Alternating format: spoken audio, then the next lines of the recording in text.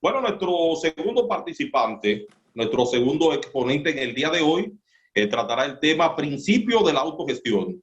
Es el licenciado Félix Julián Padilla, es administrador de empresa, contador público autorizado, con especialidades en auditoría interna, además auditoría de sistemas de calidad y gestión empresarial. Ha realizado maestrías en gerencia de mercadeo y gerencia y también productividad. Actualmente cursa maestría en suficiencia investigadora, también en el proceso de doctorado en ciencias empresariales. Ha sido directivo y gerente de empresas nacionales e internacionales, ocupando diversas posiciones gerenciales. Así que con ustedes y con nosotros, nuestro segundo participante en el día de hoy, el licenciado Félix Julián Padilla. Buenas tardes, muy buenas tardes. Bueno, ya buenas noches, porque ya está oscureciendo. No sé si me están escuchando. ¿Ustedes me escuchan? Perfecto, perfecto, Julián. Muy bien, muy bien. Yo había preparado realmente un video que iba a compartir con ustedes sobre este tema. El video se tomaba 44 minutos y Jorge me dijo, no, es que tú tienes que recortar eso a la máxima expresión. Hicimos un esfuerzo y se recortó a 35 minutos para no improvisar en el camino, pero me gustó mucho el tema último que acaba de establecer el ex pelotero, poeta y es Grandes Ligas, Miguel Batista. Y realmente es un tema apasionante, eso que él plantea. Y yo creo que se puede perfectamente acomodar el tema que vamos a tocar con lo que él planteaba, sin hacer énfasis en los elementos que él como periodista plantea, pero sí haciendo énfasis en la parte humana, porque yo creo que los elementos humanos aquí son la clave, la manera como nosotros nos autocontrolamos para tomar decisiones, la manera como nos autogestionamos. Cuando hablamos de principios, normalmente estamos hablando de leyes universales. No estamos hablando de medias verdades, ni de posverdad, ni de que yo tengo parte de la razón. No. Estamos hablando de que es una verdad absoluta. Si usted toma una pelota en la mano y abre la mano y la deja caer, usted puede tener la certeza de que la pelota va a caer por la ley de la gravedad. O sea, usted puede hacer la interpretación que usted quiera sobre esto, pero la realidad es que la ley de la gravedad se va a imponer. Hay personas que son muy puntuales, muy responsables, muy corteses en cuanto a los valores que tienen, valores que pudieron haberlo adquirido, ya sea en la formación familiar o ya sea en la interactuación, en las diferentes actividades. A veces la misma experiencia hace que uno aprenda cosas, los errores que uno comete, las caídas, la necesidad de levantarse para poder seguir adelante, hace que uno aprenda una serie de principios y valores en el camino.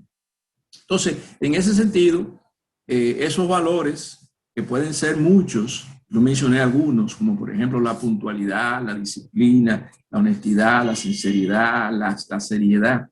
Ustedes pueden agregar unos cuantos más. Sin embargo, esos valores son los que determinan el comportamiento que nosotros vamos a tener. Pero los principios son los que establecen los resultados que vamos a obtener. Fíjense los ejemplos que ponía Miguel hace un momento. Y evidentemente allí se violentaban una serie de principios y valores cuando el periodista prácticamente le hacía una mala jugada a su entrevistado, que era ese estelar jugador, no importa si era de béisbol, de basquetbol o de fútbol. Pero las reacciones no se hicieron esperar. Nos dimos cuenta que se sentían engañados, frustrados, traicionados, y estas palabras que estoy mencionando ahora son antivalores. Cuando uno se siente así, uno siente que no se está haciendo justo con uno, y la reacción obvia que uno tiene es pues no aplaudir esas cosas. Sin embargo, esa realidad nos invita a nosotros a tomar decisiones sabiendo qué hacemos y qué no hacemos, porque somos responsables de lo que hacemos y de lo que dejamos de hacer.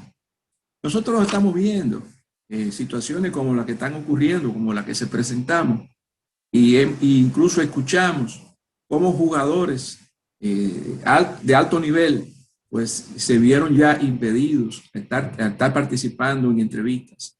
Y cómo la prensa, en el caso del béisbol, tiene un impacto importante en las votaciones que se hacen para la selección de aquellos jugadores que van a Cooperstown. Y cómo tener una mala reputación de mal manejo con los periodistas trae como consecuencia precisamente no tener el éxito en ese tipo de selección.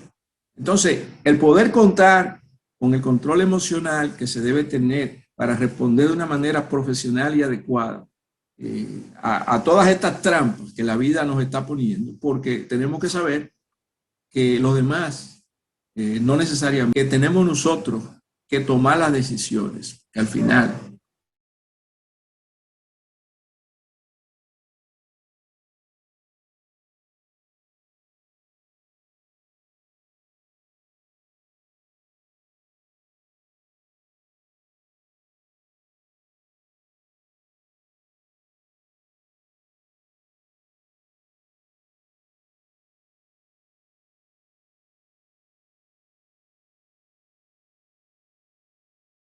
de una señora que va conduciendo un vehículo en una carretera y andando por esa carretera deja atrás unos puercos y caminando unos metros más hacia adelante, pues le dice, le vocea a ese vehículo, a ese conductor que viene de frente en la curva y le dice puerco.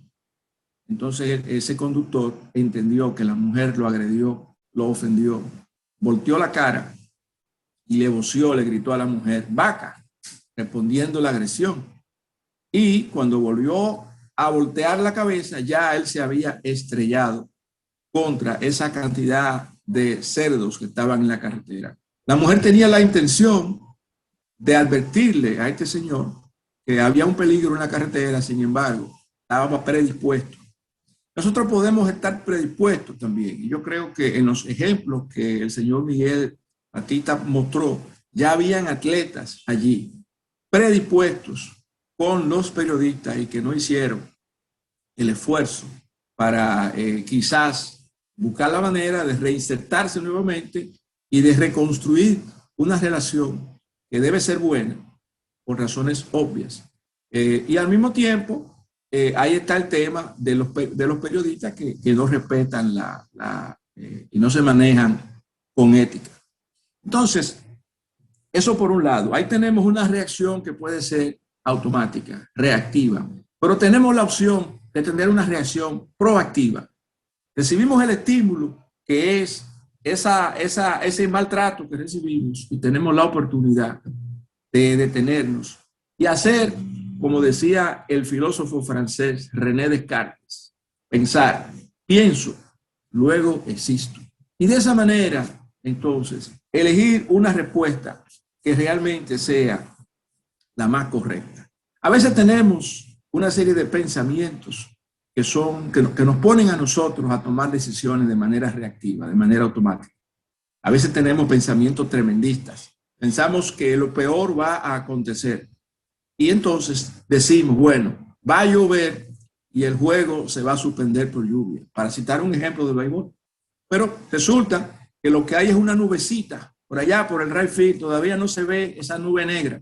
Pero ya nuestra mente está condicionándose a una realidad que todavía no ha ocurrido. Si nos vamos al caso de esos periodistas que maltratan a los jugadores, pudiéramos pensar, oye, me toca una entrevista con este periodista, me va a maltratar porque ese señor maltrata a todo el mundo. Y ya yo tengo ese pensamiento tremendista. Después, quizá yo cambie a un pensamiento generalista y digo, no, es que son todos iguales. Y es una manera quizá de darnos nosotros ánimo frente a una realidad que estamos viviendo, pero que todavía no tenemos la información. Todavía no hemos verificado que la realidad va a ser esa. Y al final terminamos racionalizando el problema, restando la importancia a la entrevista diciendo, bueno, ¿y a mí qué me importa lo que me pregunte? Si yo como quiera soy la superestrella. Y nos olvidamos entonces que definitivamente hay un impacto importante en esa relación que tiene el periodista con el deportista. Si hacemos un resumen breve para correlacionar el tema de los principios y la autogestión, necesitamos un propósito, es decir, una visión, algo que pretendemos alcanzar. Yo me preguntaba, y eso lo establecía en el video, como quiera la asociación lo tiene, ustedes pueden verlo luego con más detalle. Podemos tener la visión de convertirnos en el principal referente en análisis deportivo del Caribe y la República Dominicana. Es algo que queremos lograr, que queremos alcanzar. Para poder lograr una meta de ese calibre, bueno, dependiendo de en el lugar donde estemos, seguramente vamos a tener que trazarnos algunas metas que nos vayan acercando. Y de repente una meta podría ser, bueno, voy a hacer una maestría donde yo voy a lograr ser realmente, tener un máster en una universidad internacional donde yo pueda ser un excelente analista. Bueno, voy a comenzar a dar pasos que me van a permitir a mí pensar, ¿verdad? Alcanzar metas, ir convirtiendo, ir desarrollando ese nuevo escenario. De eso se trata la autogestión, de movernos de donde estamos, dejando atrás el status quo y mirando hacia el futuro, apoyándonos en ese potencial que todos nosotros tenemos. Todos nosotros tenemos talentos. Lo interesante de todo esto es poder dedicarnos, en principio, a descubrir esos talentos, a desarrollarlos y a encontrar a quién servir con calidad. Cuando hacemos esto, independientemente del oficio que tengamos, si estamos en propósito, siempre llevaremos pan a la casa. Esas metas que usted puede trazarse pueden ser metas de corto, mediano, largo plazo. Y dentro del corto plazo usted puede tener metas anuales, semestrales, trimestrales, incluso semanales. ¿Por qué? Porque usted tiene una diversidad de roles que jugar en su vida. Usted no solamente es cronista deportivo, usted también probablemente es padre, hermano, amigo, hijo, quizás dirigente deportivo o quizás aspirante a ser miembro de esa honorable directiva de cronista deportivo. Entonces, todos estos roles le exigen que usted le dedique tiempo. Y aquí es una variable fundamental poder dedicar tiempo adecuado a las cosas que son importantes antes de que éstas se conviertan en urgentes. Le voy a poner un ejemplo que a veces la gente olvida. La salud de una persona es fundamental. Si usted no le dedica el tiempo a su salud en el momento adecuado, pues mañana podría ser urgente y entonces ya tener una crisis. Estamos viviendo, por ejemplo, en tiempo de pandemia. ¿Cuántas personas ahora mismo tienen algunos síntomas y sencillamente no se atreven a consultar un médico y dejan todo para última hora? Cuando ya el agua está en el cuello, como decimos los dominicanos, ya probablemente estemos necesitando un respirador o estemos necesitando ser entubados y probablemente tengamos que batallar con nuestra vida en un centro hospitalario, en una unidad de cuidados intensivos. Hay una variable fundamental que tiene que ver con la autogestión y tiene que ver con la escucha. Yo sé que ustedes tuvieron un tema de escucha activa previamente, pero quiero solamente destacar dos cosas. Hay un paradigma que es fundamental, que hay que cambiar. Estamos acostumbrados de escuchar para responder. De hecho, cuando nos están hablando, ya estamos elaborando la respuesta que queremos dar. Y lo ideal sería poder escuchar completamente el mensaje sin predisponernos para poder entonces elaborar una respuesta que pueda ser inteligente. Hay algo importante también que tiene que ver con la escucha y es que a veces tenemos la escucha selectiva. A veces queremos escuchar la parte que nos conviene de lo que nos están diciendo. Y hay un interlocutor que le está planteando a usted un enunciado de algo y usted solamente escucha esa partecita que a usted le gusta y cuando va a firmar el contrato no se puede firmar porque tenía que leer completo el documento y no solamente la parte que le convenía escuchar. Yo he tratado de hacer más o menos un resumen, tratando de ver de qué manera podía amarrar esa participación tan interesante que escuché de la relación prensa, atletas de alto rendimiento, superestrellas del deporte, y cómo esta parte de la autogestión le podía ayudar. Hemos visto casos lamentables de superatletas que se han visto envueltos en situaciones con la justicia. Varios estelares de grandes ligas han estado o en prisión o sometidos a la justicia o en algún escándalo como consecuencia precisamente de su mal manejo en cuanto a lo que es la autogestión. Porque tenemos que hacernos responsables de nuestra vida. Somos responsables de lo que hacemos y de lo que dejamos de hacer. Y el arte de la prudencia, yo creo que debe ayudar a los atletas para tomar decisiones sabias, tomar decisiones inteligentes. Hay una palabra, hay un versículo bíblico que nosotros diariamente compartimos y le decimos a la gente. Las malas compañías corrompen las buenas costumbres. Si usted es un atleta que no solamente tiene fama, sino que también tiene salud física, salud mental, pues usted debe cuidar las relaciones que tiene para evitar caer en errores, para evitar caer en vicios, para evitar incluso algunas personas que no le conviene tenerlas como amigo porque sencillamente le salpican a usted con una serie de problemas que personalmente ellos pueden tener. Finalmente, quisiera compartirles una anécdota. No sé qué tanto tiempo me queda, pero esto me puede tomar 3 minutos. No sé si todavía tengo el tiempo de hacerlo. Es una anécdota de un granjero que se ha encontrado una piedra gigante. Lo que somos del campo le llamamos callao a esa piedra grandota que son redondas que aparecen en los ríos. Y entonces él se encuentra esta piedra y andaba con su piedra para arriba y para abajo en la granja. Entró a la parte donde están las gallinas, los gallos, los pollitos y dejó caer la piedra y no se dio cuenta que la había dejado ahí.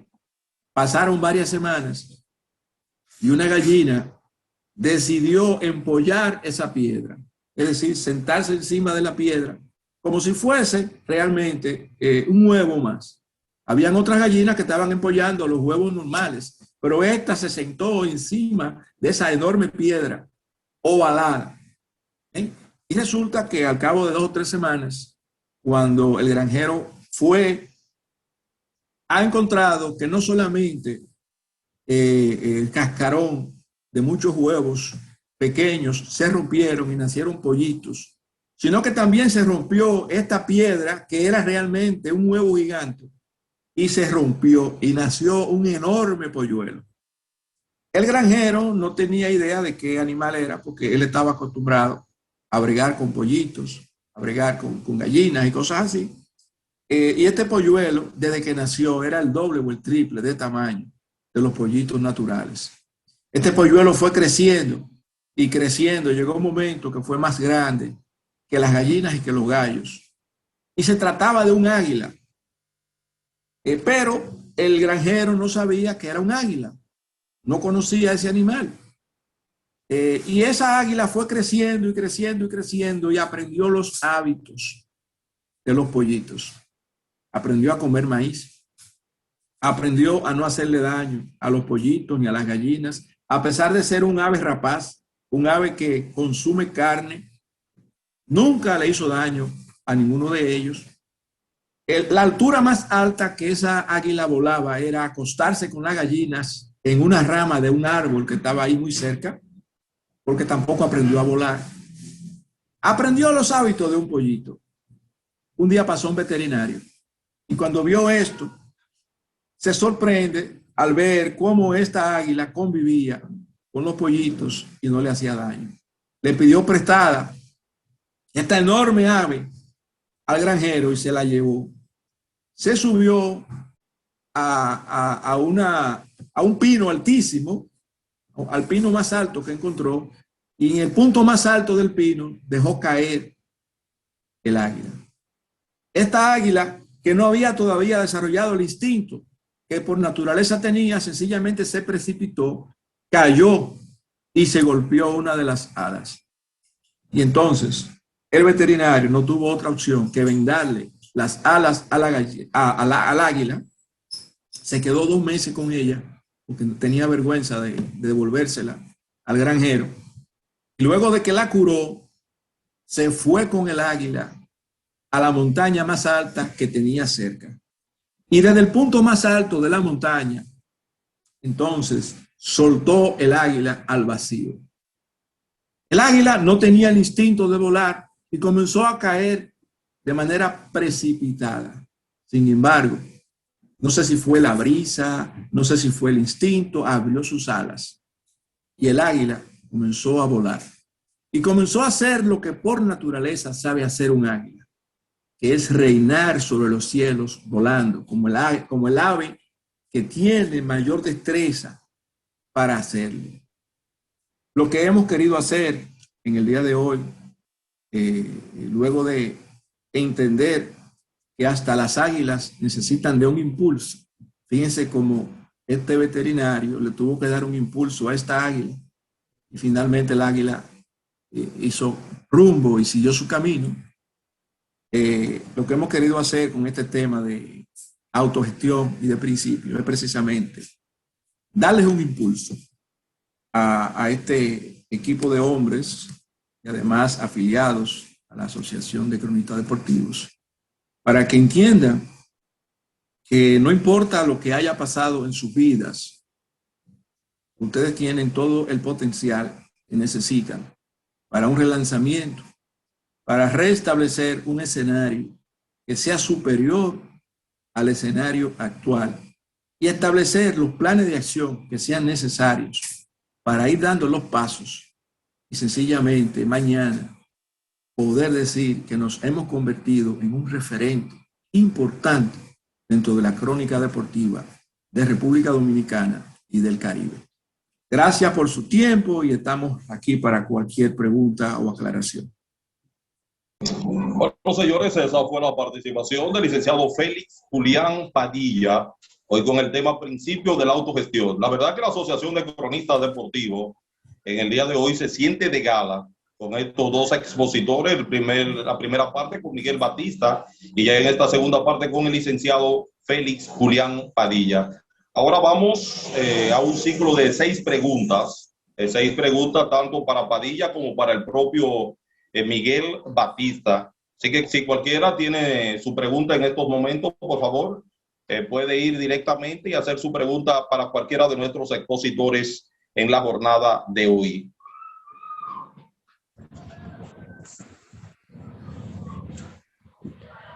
Saludos, ¿me escuchan? Sí, perfecto, te escuchamos. Diego Marte.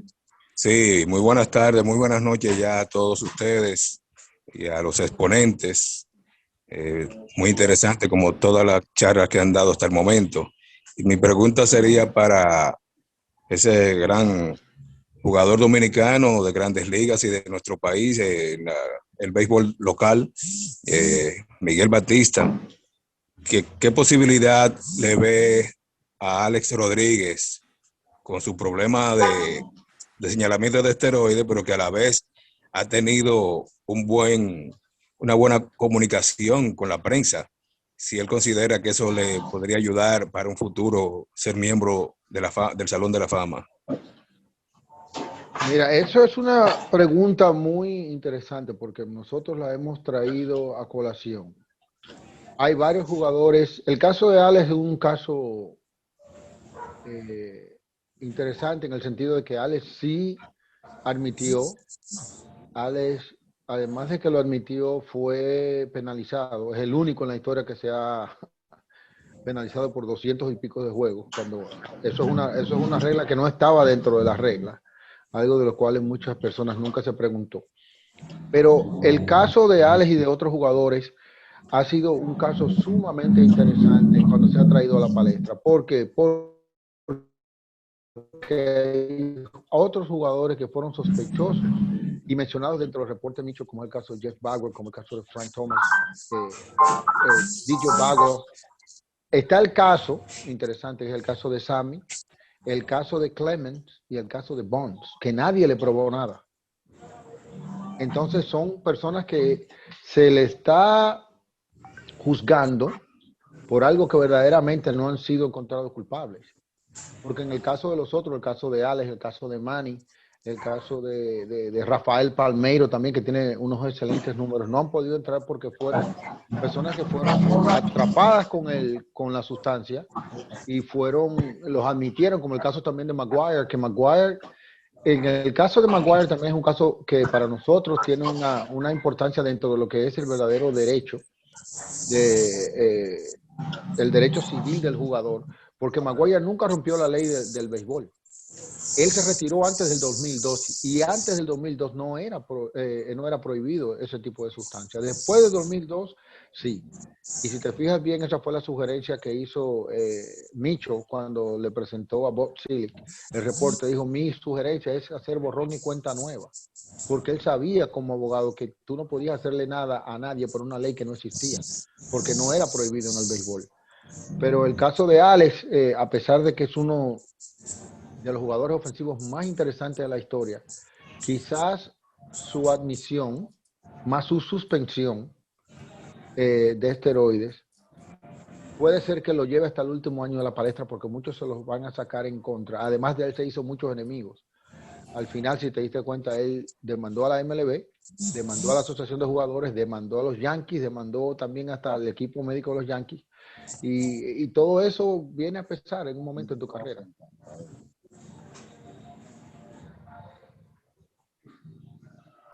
Bueno, nuestra próxima pregunta es para el señor Padilla. A Rafael Díaz tenemos por ahí que dar la próxima pregunta. Adelante, Rafael.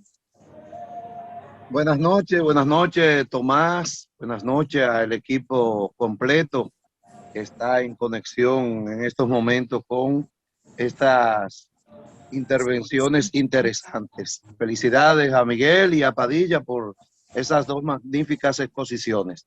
Mi pregunta va para el señor Padilla en el asunto de la autogestión. Cuando uno va a una oficina y encuentra que quien está para proveer en un caso que usted requiera algún documento, que requiera una información, muchas veces esos que están al frente de X oficina para resolver esos problemas son los que comienzan a ponerle trabas a uno, a ponérsela difícil.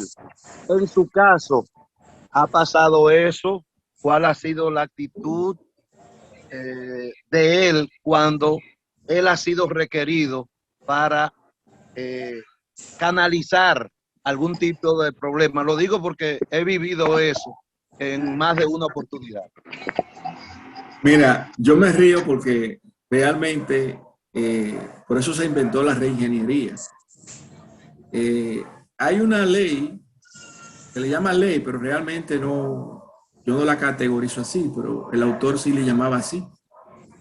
Que decía, hay un principio y una ley.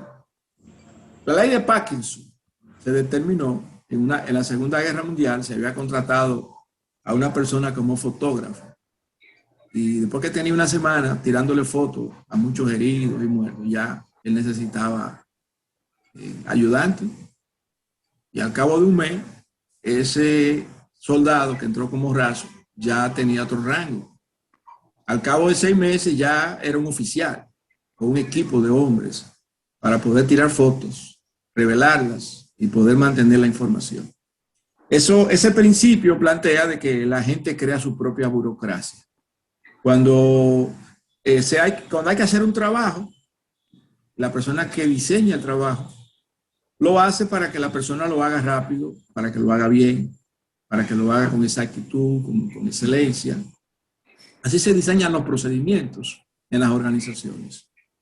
Y entonces hay un tema adicional que es contratar para cumplir con un principio administrativo que te dice a ti que hay que tener la persona adecuada en el puesto adecuado. La persona debe tener las competencias, son los conocimientos y las experiencias. Además de eso, la voluntad, el deseo, la vocación de servicio. Hay personas que cuando van a una entrevista de trabajo se venden para el puesto que está disponible como la mejor persona y como la persona que más le gustaría hacer ese trabajo. Y acepta el trabajo, un trabajo que no le gusta.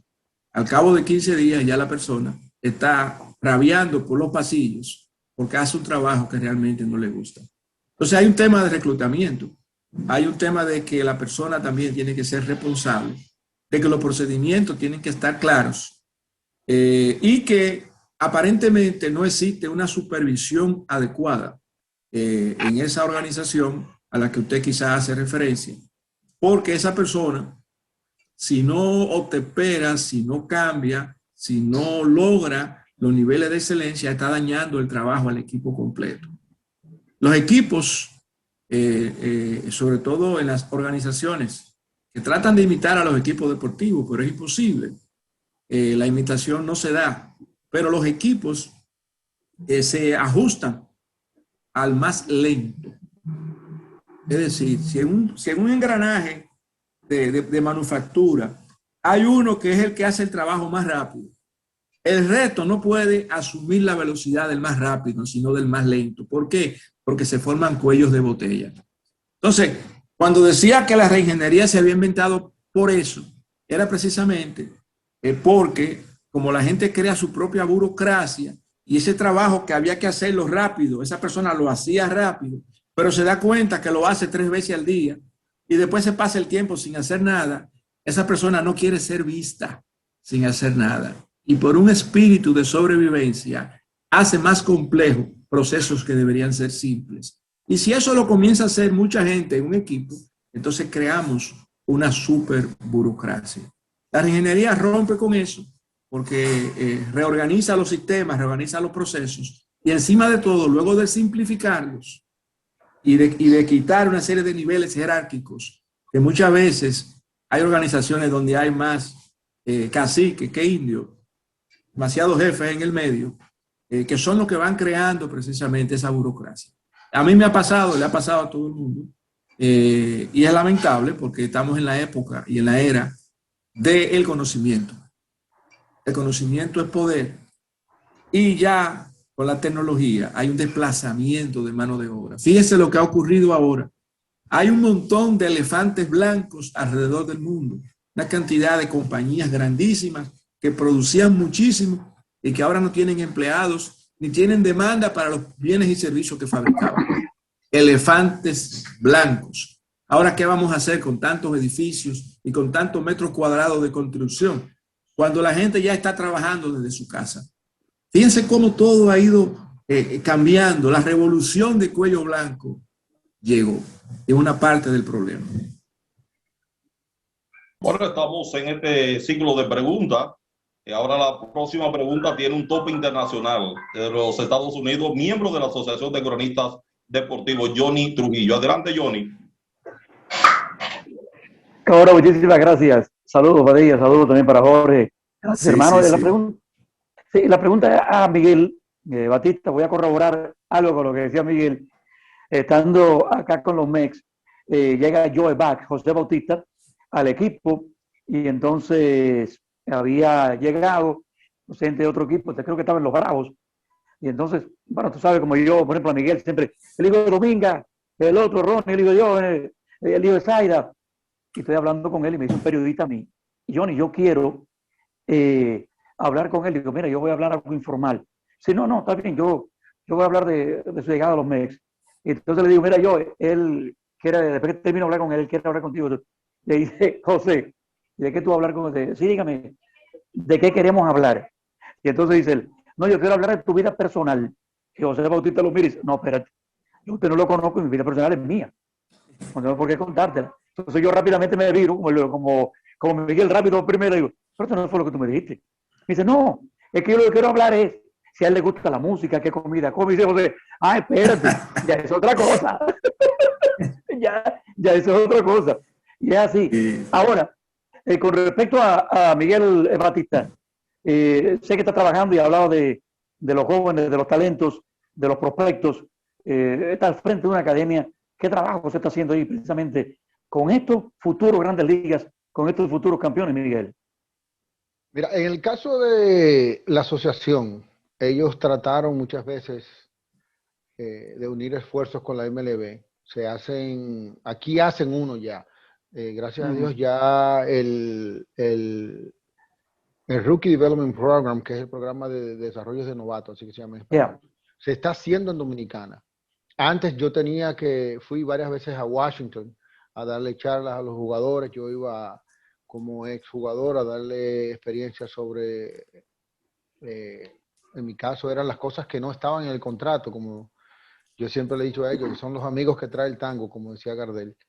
Y hay otras personas que son llevadas para darle orientación en finanzas, en cuanto a relación con la prensa. Deberían aquí también, porque muchos de ellos a veces tienen la oportunidad de hablar con uno que otro periodista que llevan para la prensa, de cómo ellos van a hablar con la prensa internacional. Pero aquí hay una prensa muy interesante. La prensa de aquí es pasional, es fanática, conoce mucho de béisbol, le gusta alimentar la riña de entre los equipos, y creo que por eso sería interesante que la Asociación de Cronistas se acercara también a la liga, como tienen a Jorge ahí, y que se llevara a hablar con los jugadores y que se hagan pactos donde se escuchen ambas partes para que se pueda facilitar esa viabilidad que puede haber entre ambos. Es tal, te puedo decir, cuando un periodista tiene una excelente relación con un atleta y un atleta lo respeta por su profesionalidad. Yo he tenido casos donde a mí me habían llamado personas a Grandes Ligas y me decían, mira, quiero ir para allá, pero tengo problemas con el pase de prensa, que yo le dije, no te preocupes, yo te lo resuelvo. Y yo como jugador llamaba a la asociación, llamaba al director de prensa y decía, oye, yo necesito un pase para unos periodistas dominicanos que vienen a hacer un especial con el caballo nosotros, que es la historia del momento. Y esas son de las cosas que crea un buen profesional. Cuando, como decía nuestro expositor también, hay que tener esa credibilidad como profesional, porque eso te vende. Cuando tú tienes una reputación, eso te vende. Y tú vas a encontrar personas, como él también dice, que llegan a ciertos sitios y no tienen quizás la capacidad, o tú lo agarraste en el día que no debía, pero al tú tener otras opciones, como en el caso mío, esa relación te puede ayudar mucho.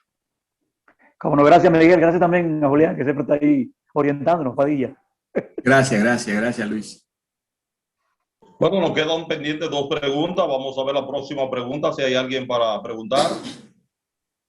Puede abrir el micrófono y hacer su pregunta directamente. Si no hay más preguntas, entonces nosotros pasaríamos ya con el presidente. Sí, bueno. Yo puedo hacer una pregunta. Claro.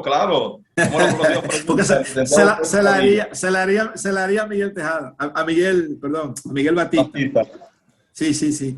Se tiene la creencia cuando la gente califica a los periodistas, y ustedes son periodistas todos, yo creo que cualquiera tiene la respuesta, pero el expositor es Miguel,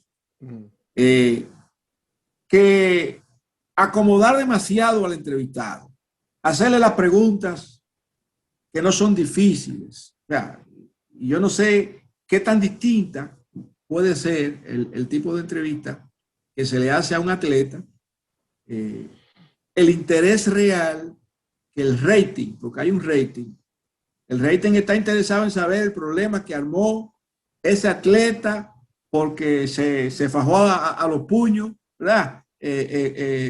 Cuando la base estaba llena, no le está interesando nada y quieren meterse en las emociones del atleta, en lo que pensaba, en lo que sentía. Y entonces, no sé si el tipo de pregunta tiene que ser tan, qué sé yo, tan fácil para el entrevistado. ¿Cómo debe manejarse eso, Carlito? No, como yo decía cuando estaba exponiendo, usted tiene un trabajo que hacer como periodista. Y si hay un tema, usted lo tiene que tocar, porque si no, usted va a tener problemas en su trabajo. Como todo el mundo está hablando de algo que está pasando y tú eres el único que no lo toca.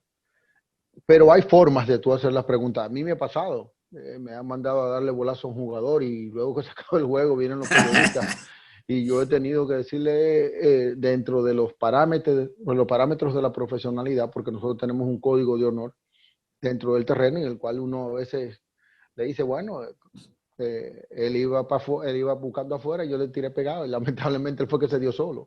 Pero todo el mundo sabe lo que pasó, porque hay situaciones que dictan. Ya luego, como es el caso de Pedro Martínez, que confesó hace un par de meses que el 98% de los golazos que él dio fueron a propósito, pero ya ha pasado mucho tiempo, era algo que todo el mundo sospechaba. Pero el punto de poder saber hacer una pregunta, poder tocar un tema, hay periodistas que son sumamente profesionales, que te llaman, mira, Miguel, está pasando esto, pasó esto con este jugador, necesitamos una opinión tuya, que fuiste miembro de la asociación, cómo ve la asociación, cosas como esta, y ya uno se prepara y uno mismo le abre el camino. No es que tú tienes, como dice Julián, que acomodárselo todo. Hay cosas, hay preguntas que hay que responder porque el pueblo quiere saber, el periodista busca la noticia porque hay que responder preguntas. ¿Qué pasó? Perdimos la Serie del Caribe, perdimos la serie final, estábamos a ley de un out, ¿qué pasó? Todas esas preguntas van a venir porque el público quiere saber y al otro día va a haber la nube de polvo. Pero es importante saber cómo preguntar. Todo el mundo puede preguntar lo mismo, pero todo el mundo no la pregunta de la misma forma. Y quizás la forma en que tú se lo expreses. Y a veces puede hacer que el jugador llegue hasta un punto de relajación contigo, que te diga cosas que tú nunca esperabas y que te dé una noticia más grande de la que tú esperabas. Pero siempre manteniendo el puente de la profesionalidad. Okay. Bueno, excelente las respuestas, excelente las preguntas. Si no hay más preguntas, entonces vamos Yo tengo una. Ok, vamos. No sé si es la última, pero esperamos que sí. ¿Me escuchan? Sí, adelante. Ok, bueno, primeramente saludos a todos y saludos a Miguel Batista. Miguel, la pregunta es para ti. Yo sé que te vas a acordar cuando te mencione esta historia, porque obviamente en el tiempo mío, cuando fui jugador de béisbol, que estuve del lado tuyo, y ahora estoy del lado de la comunicación, la historia que sé que te vas a reír bastante, por ahí por los años 90, cuando yo iba escalando a nivel de ligas menores, había una historia que tú contabas a los muchachos de ligas menores de algo que te pasó sobre la máquina de refrescos y el famoso dime o el dime. Me imagino que te acuerdas. Sí, mira, que esa es una de las historias más interesantes de una de las grandes estrellas dominicanas. Sí, eso es para que tú lo digas más adelante, o sea, después que tú me contestes la pregunta. Pero ¿a qué viene eso? Porque cuando nosotros estábamos creciendo a nivel ligas menores, que estábamos en liga de verano, luego estuvimos a nivel de Rookie League y todo lo demás, esa historia siempre se hablaba de lo que, como tú lo contabas, y obviamente uno se ríe ahora, pero realmente es un problema que teníamos nosotros a nivel de liga menor con el problema del idioma inglés. En mi caso, y gracias a Dios yo había estudiado inglés, pero sabemos que prácticamente el 98% que sube desde circuitos de liga menor tiene muchos problemas en inglés, sobre todo en el tiempo tuyo y mío, que tú estabas en la Academia de Mendoza, yo estuve en Salcedo con Kansas City, y obviamente no habían las academias que tenemos ahora, ni el programa educativo tampoco. Entonces, tú que formas parte de MLB y entiendo que hay un factor que entiendo que deberían tomar un poquito más de peso y valor, tomar en cuenta con el Rookie Development Program. Y es que he notado en mi parte que yo trabajo mucho con jugadores y trabajo en la parte de social media, veo mucha deficiencia en la parte de formación y educación a nivel de cómo se debe manejar en plataformas digitales los peloteros. En el Rookie Development Program, que lo conozco porque sé que en los tiempos tuyos y míos no tuvimos de eso, pero ha existido y he visto mucho que los jugadores están en las reuniones y andan con los audífonos escuchando sabrá Dios qué cosa. No prestan mucha atención y eso tú lo sabes. Lamentablemente hay temas que sí le puede prestar atención, como el tema económico, de cómo ir vestido, cómo representar la organización, el idioma, etcétera. ¿Cómo podemos ayudar a estos muchachos? No solamente, porque sabemos que prácticamente este programa lo reciben los muchachos cuando ya forman parte del roster de 40, ¿cierto? Todavía sigue siendo así. O cuando van a hacer una superestrella y no le llega Exactamente, tiempo, pero no te pone. Exacto, y porque yo entiendo que ese programa debería expandirse un poco más, como tú dices, ya se está haciendo en República Dominicana, pero entiendo que debe trabajarse con el muchacho, aunque no sea prospecto, porque tanto tú como yo sabemos que hay mucho talento que se pierde por una falta de comunicación, por un problema que no sabe cómo dirigirse, ni siquiera cómo pedir una comida. A mí me pasó que conocí compañeros que pedían el mismo combo de McDonald's los 6 meses que tuvieron en ligas menores, y tú lo sabes. Entonces, ¿cómo podemos ayudar a esos muchachos? Porque sabemos que se pierden en el camino por quizás cómo no supieron manejarse. El otro punto es el tema de redes sociales que te menciono. ¿Cómo pueden ayudar ustedes? Te puedo citar un ejemplo. Prospecto que firma por $500,000 y la organización tiene que suspenderlo porque en sus redes sociales, el día que firmó, hizo un live en un bar de strippers, por ejemplo. Entonces, yo entiendo que debemos ayudar a esos muchachos a saber cómo manejarse, porque tienen que aprender, por lo menos a mí me enseñaron y a ti te enseñaron, que tan pronto tú estás jugando para una organización, no van a decir Miguel Batista, iban a decir el pelotero de los Expos, ¿sí o no? Claro. Entonces, estos muchachos salen con mucho más dinero de lo que tú y yo recibimos de bono, entonces representan a una organización y la organización pasa la vergüenza de tener que suspender a este muchacho porque hizo algo que se pudo haber evitado. Muchas gracias, Miguel. Mira, ese tema, cuando se trajo a colación, la mejor solución que se hizo, el problema es que eh, es como se dice, muchos son los que van a la iglesia, pero pocos prestan atención, pocos van verdaderamente buscando el santo, sino muchos van por cumplir. Pero una de las soluciones que dimos, y todo el que ha estado en conferencias o ha dado conferencias da cuenta que las conferencias a veces son cansonas. ¿Por qué? Porque el tema es muy largo, viene mucha gente. Lo que hemos decidido y se le aconsejó hacer es que, no sé si te has dado cuenta, en los últimos años se están haciendo pequeños grupos. Luego que se da una charla abierta, a veces se dan charlas pequeñas en pequeños grupos de 5 y 6 por mesa. Cuando hay uno u otro de los breaks que se dan, se lleva una personalidad y se sienta con esos 5 o 6 y se hace una interacción un poquito más cercana. Porque cuando ya tú estás del uno a uno con el jugador, es un poquito más confiable porque muchos de ellos son tímidos para hacer preguntas, no les gusta hacer preguntas en público, tienen miedo escénico y no les gusta ser el centro de atención en ese punto. Pero creo que como les he venido siendo emisario desde el principio, es bueno que ustedes ofrezcan sus servicios, que ustedes ofrezcan su deseo de unirse a los jugadores, en conversar con ellos, de crear una buena relación, que sean ustedes que le tiendan la mano y dicen, mire, nosotros queremos tener una buena relación, pero nosotros tenemos un trabajo que hacer que depende mucho del trabajo de ustedes.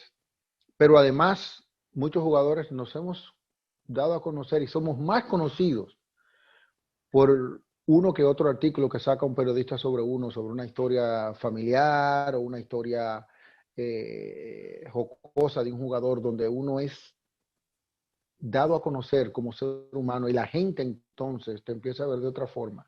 Y creo que esa relación de periodista y jugador, luego de los años 90 se fue perdiendo, porque antes nosotros teníamos periodistas que hasta viajaban en la guagua con los jugadores y en el avión, son periodistas locales.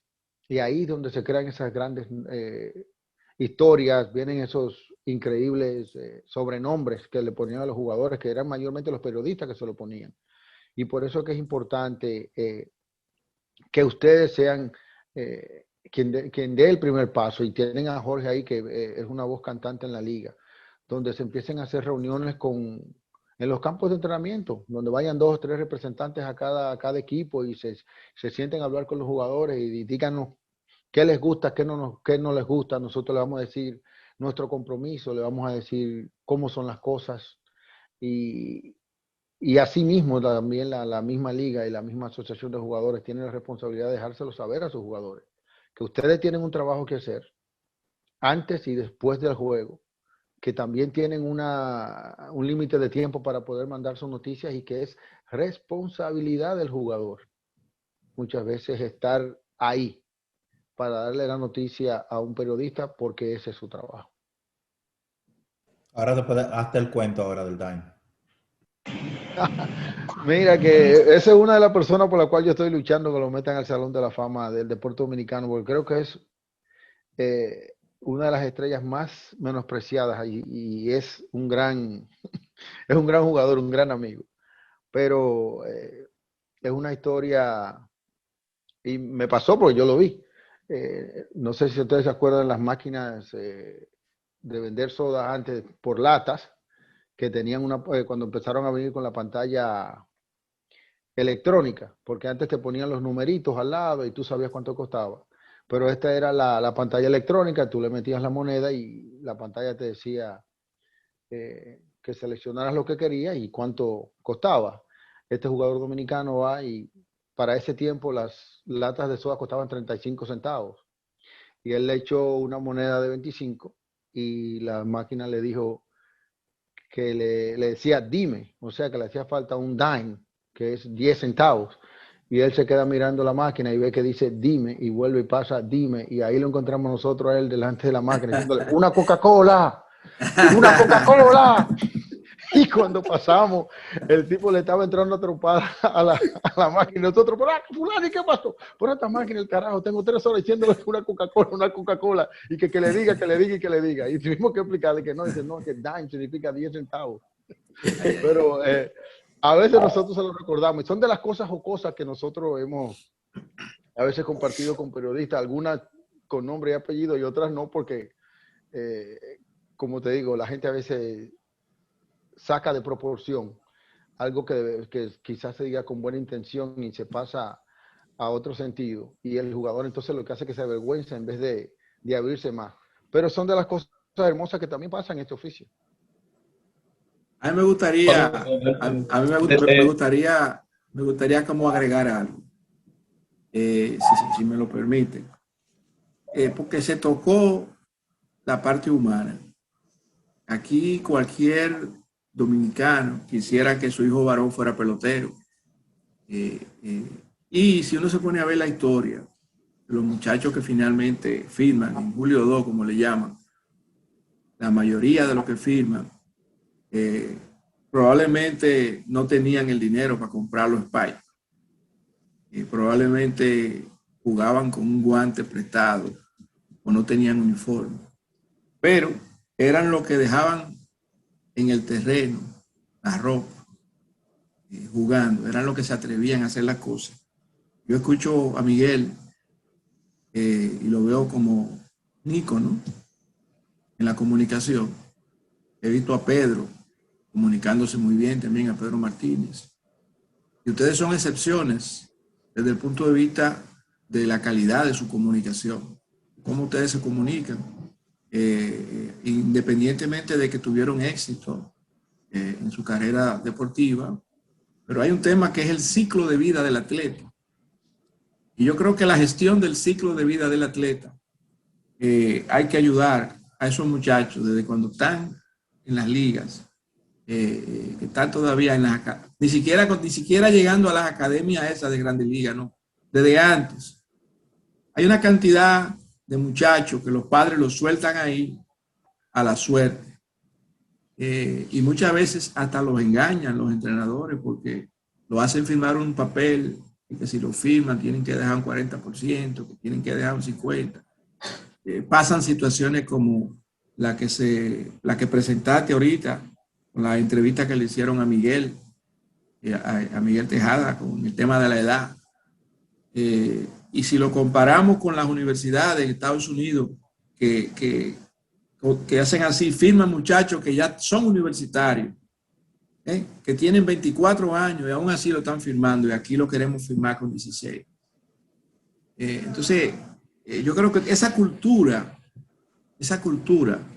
y que después no sabemos qué hacer cuando tenemos la lesión y ya tenemos que retirarnos porque no tuvimos el coaching adecuado, no tuvimos el soporte, el acompañamiento adecuado, ni siquiera para administrar ese dinero, ese bono. Nos volvemos locos. ¿Cuántos muchachos no hemos nosotros escuchado que vienen aquí al país y tienen un accidente automovilístico en un carro de alta velocidad? Algunos han muerto, otros han quedado inutilizado. Y es precisamente por la transculturación, la falta de acompañamiento familiar en cuanto a lo que son los valores. Ahí está la música, la discoteca, la juca, el ron, el alcohol, yo no sé cuántas mujeres, etc. No todos tienen la suerte de autogestionarse. Yo creo que por eso el tema de la autogestión es universal y si es basado en principios, yo creo que ayudaría mucho a la gente. Era ese comentario. Tomás. Ya la parte final. Antes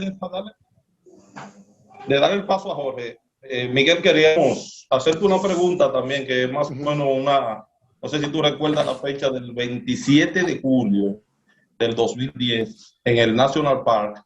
Estaba anunciado para ese día, que como que una de las pocas veces que tú fuiste abucheado tanto en Grandes Ligas como aquí. Recuerda esa fecha, el 27 de julio del 2010, estaba anunciado Stephen Strasburg para abrir. 10 minutos antes del partido, el dirigente por una lesión de Strasburg, entonces llama a Miguel Batista, y ahí hablamos de la versatilidad de Miguel. Miguel sorprende ese día. Decimos sorprende porque no estaba preparado, diría, mentalmente para abrir, ya que estaba Strasburg. Miguel lanza 5 entradas, 3 hits, 6 ponches. Recordamos que al final, Miguel, del partido, cuando lo abordó, con relación a los abucheos, tú dijiste, bueno, es como que a ti te inviten a ver a mis dos y de momento a otro te encuentras con la candidata Miss Iowa, lo cual no fue recibido por ella, pero en arreglo ahí, no sé, tú le enviaste unos ramos de flores, después fue invitada a hacer el lanzamiento de la primera bola, al año siguiente, el 11, tú fuiste invitado a ser juez en el concurso. Cuéntame brevemente, ¿qué fue que pasó, Miguel, en esa ocasión, en el 2010 con el equipo de los Nacionales de Washington? Eso es lo que se llama una mala interpretación de lo que tú dices. Yo me sentí extraño porque yo en mi propio estadio, yo voy caminando a hacer el omite y cuando anuncian que el que voy a lanzar soy yo, la gente empieza a buchar. Y era porque para ese tiempo Strasburg era el futuro americano, el que estaban vendiendo, el próximo Nolan Ryan, y la gente iba a verlo lanzar donde quiera que él iba, pero la gente estaba pagando para ver este fenómeno que venía de ser el draft más alto en la historia de Estados Unidos de un niño de college. Y entonces me anuncian a mí y empiezan a bucharme. Y para mala fortuna de los fanáticos, yo piché mejor en ese juego de lo que Strasburg había pichado la temporada entera, porque él nunca pichó que no le hicieran carrera. Yo piché 5 entradas y nunca me hicieron una carrera. Cuando salgo entonces digo, me preguntaron eso, que cómo me sentí cuando en mi propio estadio me estaban abuchando. Y yo le dije, mira, eso se siente así, se siente que yo los entiendo. Es como si tú pagaras para ir a ver a Miss Universo y de repente te dicen, no, va a pichar Miss Iowa, y todo el mundo, Miss Iowa. O sea, tú crees que una persona, porque venga de un sitio como Iowa, yo jugué ahí, que es un sitio que solamente es conocido por el maíz y porque ahí se filmó la película de El Jardín de los Sueños, no puede salir en nada bueno. Pero si tú ni siquiera lo has visto, espéralo a ver primero. Y ellos lo tomaron de otra forma, luego me tocó hablar con ella sacó la mejor parte de todo, porque me acuerdo, luego entrevistaron a uno de los Astros de Houston, a Last de Houston para ese tiempo.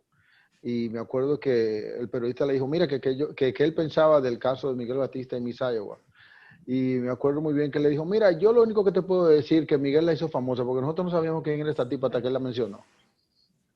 Pero son de las cosas que pasan, son de las cosas que pasan en el oficio, y lo cual tuve varias entrevistas contra el caso. Ella la invitaron, fue a lanzar el primer lanzamiento, yo tuve que recibírselo, pero mi agente la llamó y le dijo, no, mira, no es así, y ella lo entendió, porque ella nunca llegó a finalista, por eso nadie la conoció.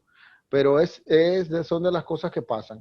Mira, una de las cosas que quería aclarar en la pregunta de antes, la razón por la cual no se llevan todos los tipos de prospectos dentro del Rookie Development Program es por lo que se llama jurisdicción dentro del derecho privado y el derecho deportivo. La MLB es dueño de todos los jugadores desde Grandes Ligas hasta Ligas Menores. La asociación de jugadores solo puede convocar a los jugadores que están en el roster de los 40. No puede nunca en la vida comunicarse ni tratar de defender o de informar de alguna manera algún tipo de jugador que no esté dentro del roster de los 40. Entonces, ese ha sido el problema que hemos tenido. Pero en el caso de la República Dominicana, la Liga de Verano, la Liga de Invierno, nosotros tenemos una carta abierta. Nosotros sí podemos hablar con quien sea, porque nos podemos acercar a ambos grupos porque no tenemos ese interés comprometido, ni tenemos la jurisdicción del contrato de trabajo y de los miembros y no miembros, de podernos acercar y poderle ofrecer, como le dije, nuestras observaciones a los jugadores y ellos a nosotros. Pero en el caso de la Grandes Ligas, por eso no lo vas a ver dentro de esos programas, porque esos jugadores lo más que pueden ser es invitados, 2 o 3. Pero si no están en el roster, no lo vas a ver ahí. Pero señores, esa fue la participación de Miguel Batista. La verdad que un plato de Grandes Ligas. La primera parte de la participación de Miguel Batista. Ya nuestro segundo exponente, el licenciado Félix Julián Padilla.